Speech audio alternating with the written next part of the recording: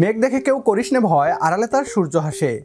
এই প্রবাদটি যেন বাংলাদেশের বর্তমান পরিস্থিতির সাথে একেবারেই মিলে যায়।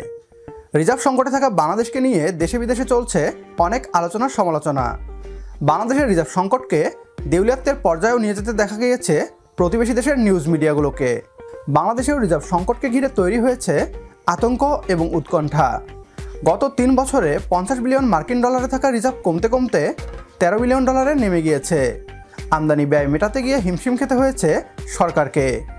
এমন অবস্থায় বাংলাদেশের দেউলিয়া হয়ে যাওয়া নিয়ে সকলের মাঝে উৎকণ্ঠা ভর করে। না, দেউলিয়া নয়, বরং বাংলাদেশ আরও শক্তিশালী হয়ে ফিরে এসেছে। ডলার সংকট কাটিয়ে এখন বাংলাদেশ রিজার্ভ বৃদ্ধির নতুন রেকর্ড গড়ার পথে। বিস্তারিত জানাবো বিডিটিউব নিউজের আজকের এই ভিডিওতে। গত 3 বছর যাবৎ বাংলাদেশের অর্থনীতিতে একটি কমন ফ্যাক্টর হচ্ছে রিজার্ভ সংকট। ইউক্রেন রাশিয়া যুদ্ধের পর থেকেই ব্যাপক হারে বাংলাদেশের রিজার্ভ কমতে থাকে।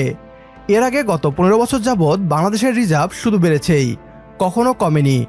সর্বশেষ করোনা মহামারীকালীন সময়ে বাংলাদেশের রিজার্ভ 50 বিলিয়ন মার্কিন ডলারের মাইলফলক স্পর্শ করে। তবে 2022 সালের শুরু থেকেই বাংলাদেশের অর্থনৈতিক পরিস্থিতি খারাপ হতে শুরু করে। ব্যাপক হারে বাংলাদেশের রিজার্ভ কমতে শুরু করে। কোনোভাবেই সরকার রিজার্ভের নিম্নমুখী হওয়ার প্রবণতাকে কমাতে পারছিল না। তবে 2024 সালের মে মাসে প্রথমবারের মতো বাংলাদেশের রিজার্ভের পালে হাওয়া লাগে। স্বাভাবিক হতে শুরু করে বাংলাদেশের ডলারের বাজার এবং বৃদ্ধি পেতে শুরু করে বাংলাদেশের রিজার্ভ। এর আগেও 2023 সালে বাংলাদেশের রিজার্ভ কিছু সময়ের জন্য খানিকটা বৃদ্ধি হয়, তবে তা IMF এর ঋণের অর্থ রিজার্ভে যুক্ত হওয়ার ফলে। স্বাভাবিকভাবে বাংলাদেশের রিজার্ভ এই প্রথম 2024 সালের মে মাস হতে বাড়তে শুরু করেছে। রিজার্ভ বৃদ্ধির প্রবণতা এখন আর থামার নয়, বরং আরও দ্রুতগতিতে বৃদ্ধি হতেই থাকবে বলে ধারণা করা হচ্ছে।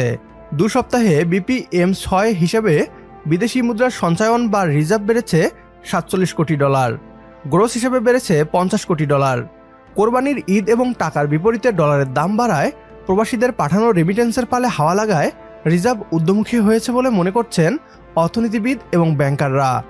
আন্তর্জাতিক মুদ্রা তহবিলের হিসাব পদ্ধতি BPM6 হিসাবে 30 মে বাংলাদেশের রিজার্ভ ছিল 18.72 বিলিয়ন ডলার, আর বাংলাদেশ ব্যাংকের গ্রোস হিসাবে ছিল 24.22 বিলিয়ন ডলার। গত 21 মে BPM6 হিসাবে বাংলাদেশের রিজার্ভ ছিল 18.61 বিলিয়ন ডলার, গ্রোস হিসাবে ছিল 24.09 বিলিয়ন ডলার। বলা যেতে পারে লাফিয়ে লাফিয়ে বাড়ছে বাংলাদেশের রিজার্ভ। বাংলাদেশের রিজার্ভ বৃদ্ধির এই অবস্থাকে প্রাকৃতিক বা স্বাভাবিক বলে আখ্যায়িত করেছে বিশেষজ্ঞরা।